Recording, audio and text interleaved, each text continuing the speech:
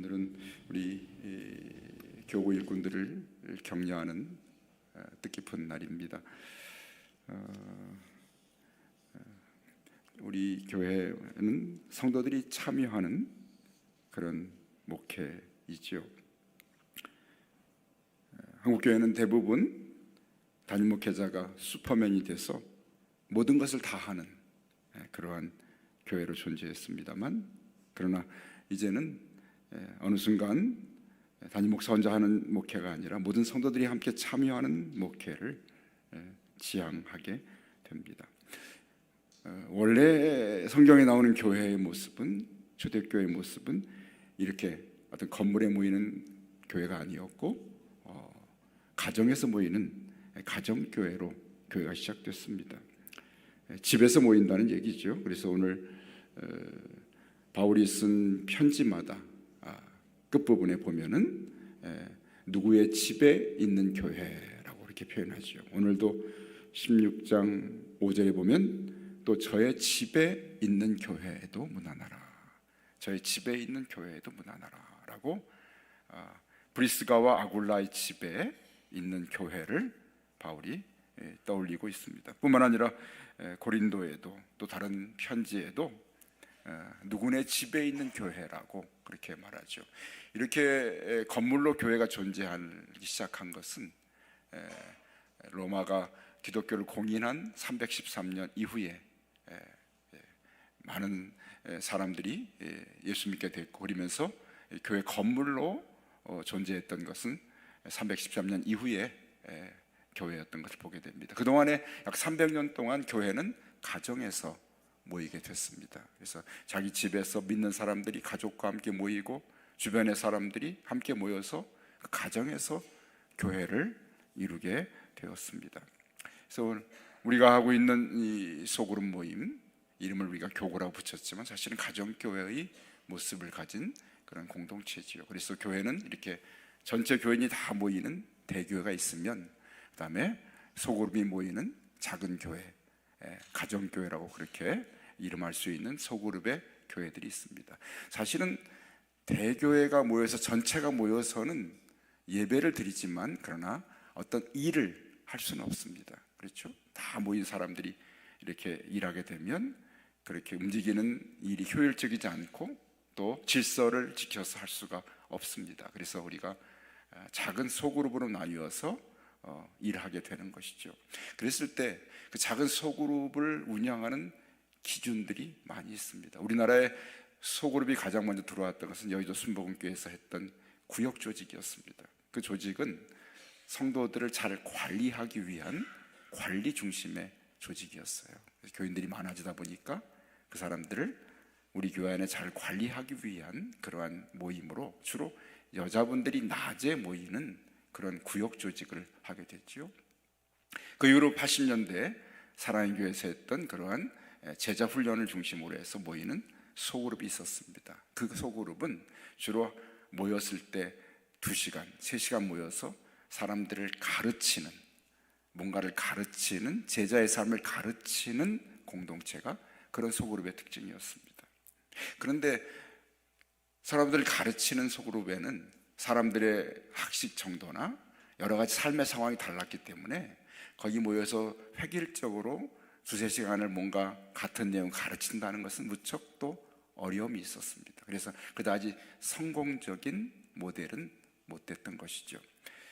그러다가 또 다른 여러 가지 다양한 소그룹들이 있었지만은 또 미국 휴스턴의 서울 침례교회에서 했던 가정교회의 모습은 가르치는 조직도 아니고 관리하는 조직도 아니라 하나의 작은 교회처럼 교회가 하고 있는 예배나 교육이나 교제나 선교의 그러한 기능을 가정교회들이 다 할 수 있는 많은 권한을 위임해주고, 거기 지도자들이 마치 목회자와 같이 소그룹을 움직일 수 있는 그런 모습, 그리고 거기에는 교육이나 또는 관리보다도 한 교회가 하고 있는 예배나 또는 전도 중심의 그런 소그룹을 만든 것이 바로 가정교회입니다. 그래서 최근에 한국교회는 이런 가정교회 그런 형태를 가진 소그룹을 많이 운영하고 있습니다. 근데 우리 교회는 그 교회에서 하고 있는 가정교회의 모습을 그대로 100% 가져오진 않고요, 조금 변형시켜서 조화를 이루어서 우리가 소록을 운영하게 됐습니다. 제가 교회를 목회하고 난 이후에, 시작한 이후에 불과 몇 년 후부터 가정교회를 이루어왔고, 우리 교회가 아주 작은 교회에서 시작해가지고 여기까지 오게 된 것은 우리 교회의 가정교회, 교구의 역할이 매우 크게 작용을 했던 것은 저도 여러분도 부인할 수 없는 그러한 사실이죠. 초창기에 우리가 가정교회를 몇 개 만들어서 시작을 했습니다. 시작을 했지만 그때는 무척 여러 가지가 낯설고 해보지 않았던 그런 일이었기 때문에 여러 가지 어려움도 있었지만, 그러나 대체적으로 성공적으로 우리가 가정교회를 20여 년 동안 움직여 왔습니다. 그때 가정교회 모습은 모든 소그룹이 우리가 금요일 날 모이는 기도회, 철야 기도회죠, 옛날에는. 그래서 우리가 금요일 날 모일 때는 9시부터 11시 반까지 함께 이렇게 통성으로 기도하고 하는 그러한 시간을 가졌습니다만, 이제 금요일 모이는 그 기도회를 우리가 양보하더라도, 정말 중요한 모이지만 그것을 포기하더라도 더 중요한 것이 소그룹 모임이다 생각해서 우리가 가정교회를 금요일 날 가정에서 저녁에 모이게 됐습니다. 왜냐하면 여자분들만 낮에 모이는 그러한 모임은 특별히 거기에 어떤 확장성이나 그 소그룹 모임의 어떤 그 열매가 한정되어 있습니다. 그래서 남자들도 같이 참여할 수 있도록 하기 위해서 비교적 늦은 시간에, 그렇죠, 7시 이후, 심지어 8시, 9시에도 소그룹을 모여가지고 남편들이 퇴근하면 같이 가족들이 함께 모이는 그런 소그룹으로 시작을 했습니다. 그래서 비교적 많은 교구가 교구장, 자기 교구 일꾼 집에서 매주 금요일마다 이렇게 준비를 하고 그것이 그들을 초청하고 그분들을 대접하고 하는 그러한 일들을 했던 것이죠. 사실은 우리 집에 정기적으로 매주 누가 찾아온다는 것은 부담스러운 일입니다. 그렇죠? 때로는 그분들을 위해서 바쁜 분들은, 부부가 나가서 일하는 분들은 청소를 또 해야 되잖아요. 그렇죠? 청소하는 것도 힘들고, 또 이렇게 뭐 식사는 아니지만 음식을 대접하는 것도 준비가 돼야 되고, 특별히 곤란한 것은 부부가 지금 싸워가지고 좀 서로 불화 가운데 있는데, 말 안 하고 있는데 금요일이 돌아오면 어떡합니까? 참 어려운 일이에요. 이거 싸운 것을 표시해서 뭐 계속 이렇게 불화할 수도 없고, 그렇다고 갑자기 오늘 금요일이니까 싸움을 중단하고 휴전을 선언하고 갑자기 좋아질 수도 없고, 참 어려운 일이죠. 여러 가지 그 삶의 상황들이 그렇고, 당시에는 대부분의 회사들이 금요일 날 회식을 할 때였습니다. 그렇죠? 남자분들이 직장에서 회식에 빠진다는 것은 직장에서 거의 이렇게 뭡니까, 왕따가 되는 그러한 상황입니다. 요즘에는 거의 이제 뭐 이렇게 회식 문화가 많이 없어졌잖아요. 아직도 회식 문화가 있는 그런 직장들이 있습니다. 가서 보면은, 저희 주변의 사람들 보면은 할 수 없이 술잔을 부장님한테 받아가지고 먹는 척하고 옆으로 붓거나, 그것이 또 눈치채면 또 억지로 입을 벌려서 집어넣는 그런 못된 사람들 지금도 있는 것 같아요. 그런 자리에서, 그 자리를 피해서 금요일 날 가정교회로 온다는 것은 얼마나 어려운 일인지 모릅니다. 여러 가지 핑계도 대고 거짓말도 해가지고 그 자리를 피해서 이렇게 가정교회 모임에 참여했던 그런 시간들을 기억합니다.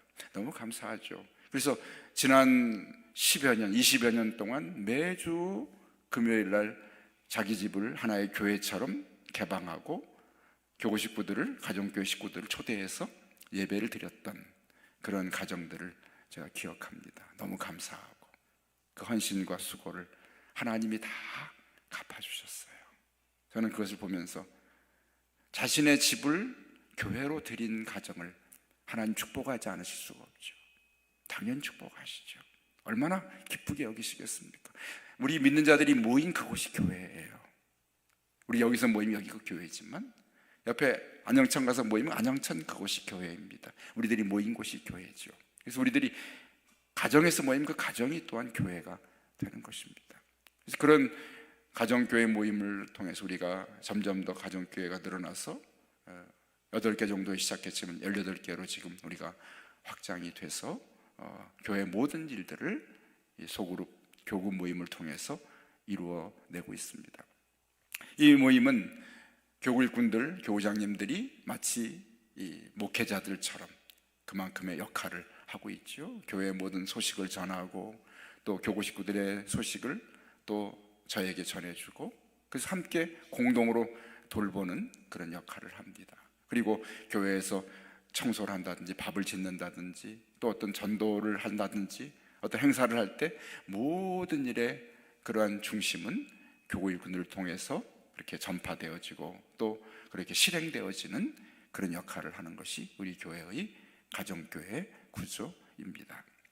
이런 가정교회가 모여오면서 점점 더 싸워야 할 대상이 생겼는데 그것은 사회의 변화였습니다. 사회의 변화가 있었습니다.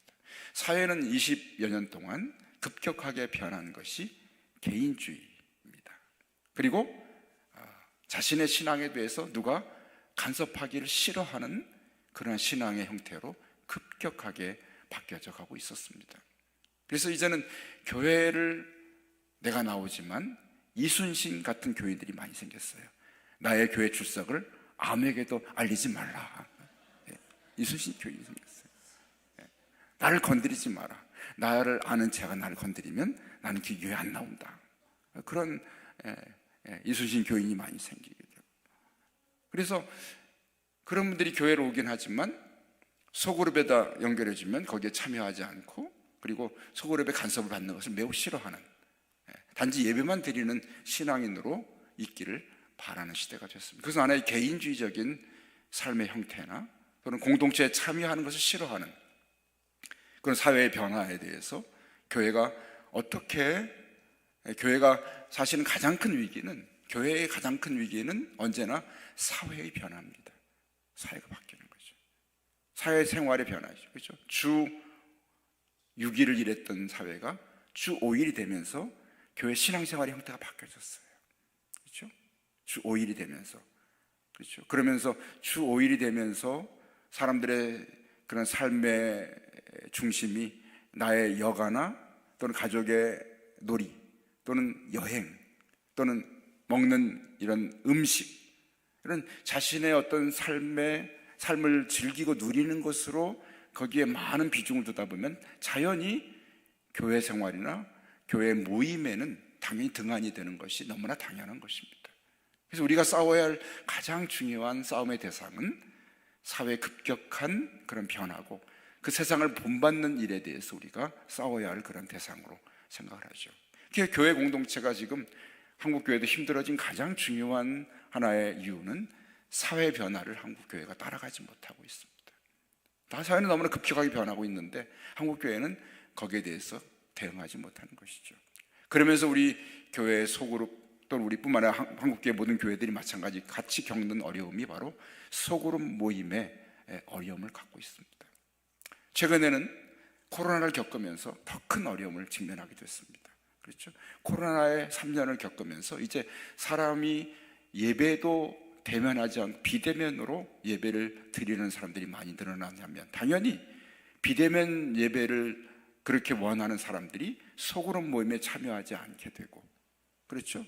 나의 신앙에 대해서 간섭하지 말기를 원하는 사람 점점 더 많아지는, 단지 예배만 드리는 사람도 많아졌고 이 예배의 자리에 나오는 것조차도 거부하고 집에서 영상으로 예배하는 사람들이 많아지는 그런 시대를 겪고 있습니다. 그런 상황에서 우리가 소그룹을 운영한다는 것은 너무나 어려운 일이 됐습니다. 최근에 심지어 주변의 교회들은 구역 조직 자체를 아예 하지 않는 교회들이 생겼습니다. 왜 그러냐 했더니 모임이 안 되기 때문에 조직하는 것이 의미가 없다는 것입니다. 구역 조직이 안 되면 자연스럽게 교회에서 밥을 지어 먹는 것도 안 됩니다. 밥을 지을 사람이 없어요. 돌아가면서 이렇게 밥을 지었는데 밥을 짓질 않습니다. 청소도 이제 하지 않기 때문에 외부 사람에게 용역을 줘서 교회 청소를 해야 되는 시대가 됐습니다. 좀 규모 있는 교회는 주일마다 밥차가 와가지고 교회에 밥을 실어서 갖다 주면 밥차가 와서 준 밥을 먹고 그렇게 성도들이 헤어지게 되죠. 이런 변화들이, 급격한 교회의 그런 되어지는 변화들이 너무나 급격하게 일어나고 있는 시대에 우리가 정말 이 소그룹 교구 모임, 가정교회를 지켜낼 수 있을까에 대해서 매우 지금 그것에 대해서 우리가 염려하고 이것에 대한 어떤 대책을 머리를 맞대고 세우지만 쉽게 방법이 나오지 않는 시대를 살고 있어요. 우리 교회도 역시나 코로나를 겪으면서 가정교회의 모임의 형태가 바뀌어졌습니다. 이제는 몇몇 교회가 가정에서 모였지만 이제 코로나를 지나면서 가정에서 모이는 일에 대해서 굉장히 이제는 부담스럽게 됐어요. 이전에는 전 교구가 가정에서 모였던 그런 상황이 이제는 전 교구가 교회에서 모임을 갖는 것으로 바뀌어졌습니다.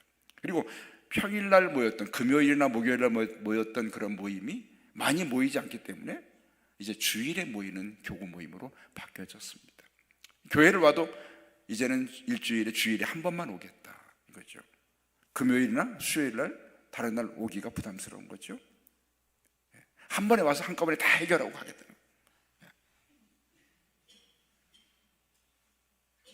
해결하러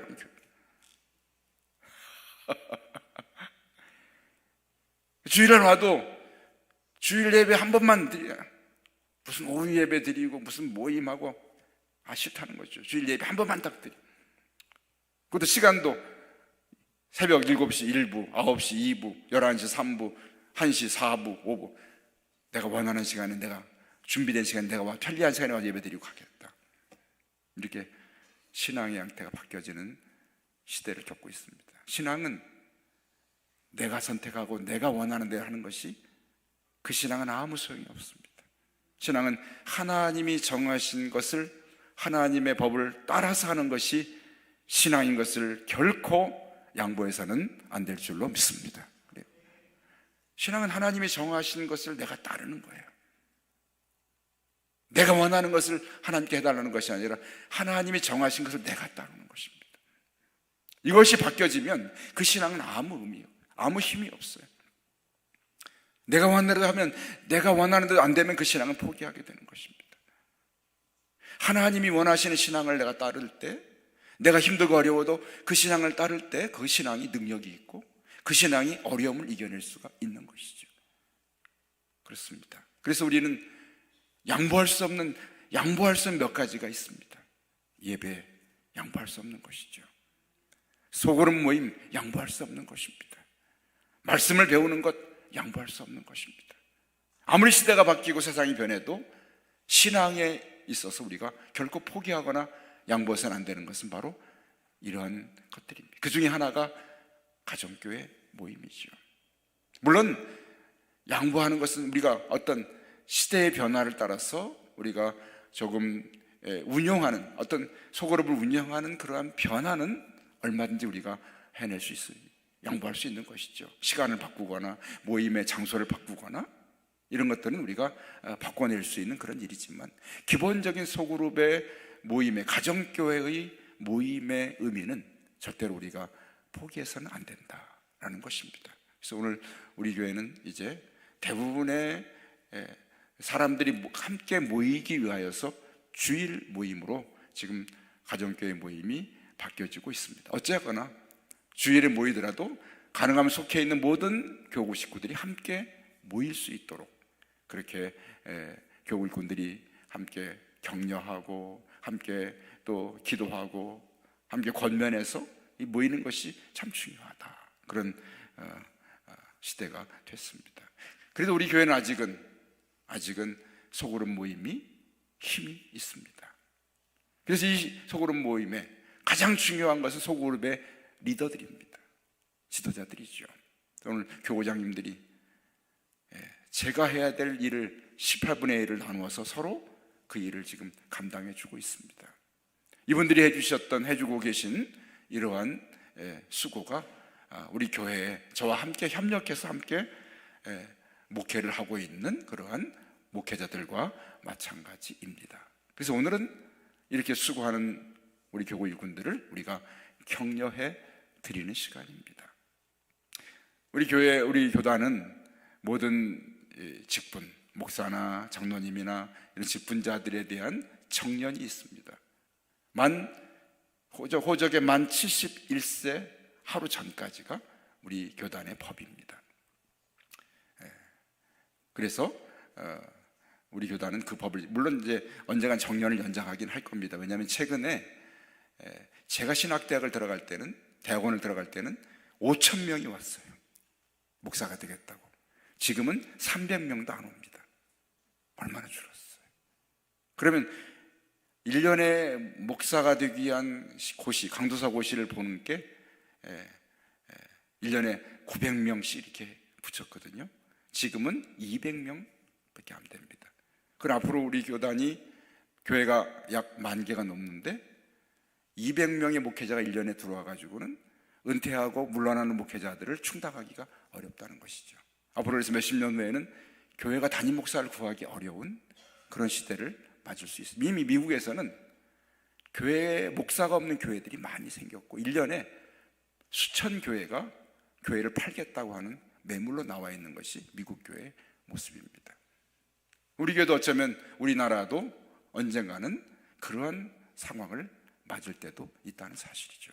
그런 것들 우리가 예견하고 있지만, 그러나 우리가 믿음으로 하나님이 하실 것을 믿고 우리가 그런 일들을 이겨낼 수 있는 그 믿음의 결단과 헌신이 얼마나 중요한지를 우리가 깨닫게 됩니다. 그래서 교회의 그런 목사나 장로님들이나 또는 직분자들의 그러한 정년은 법으로 정해져 있지만, 그러나 교회에서 일하는 교구장의 이러한 직분들은 법으로 정해져 있지 않습니다. 내가 헌신하고 할 수 있을 때까지 희생하고 수고할 수 있습니다.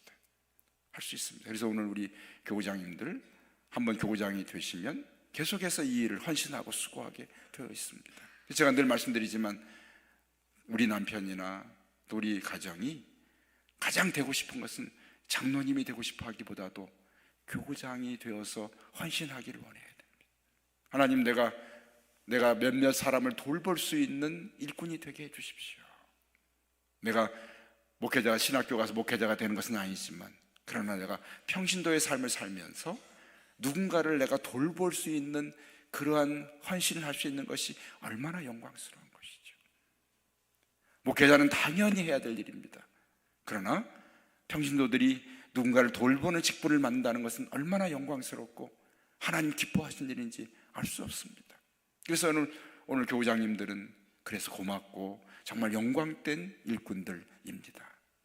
오늘 우리가 그분들을 격려하고 축복하고 또 그렇게 감사하고 하는 것은 너무나 당연한 일이고, 그래서 우리 교구를, 나를 이끌어준 우리 소그룹의 지도자들을 내가 위해서 기도하고 그분을 참 순종해주고 그분을 존중하고 따르는 일은 너무나 중요한 일입니다. 그래서 오늘 1년에 한 번씩 이분들을 고맙게 생각하고 1년 동안 수고해 주실 것을 부탁하면서 우리의 교구 일꾼들, 특별히 교구장님들을 격려하고 오늘 우리가 용기를 드리는 그러한 자리를 마련하게 된 것입니다.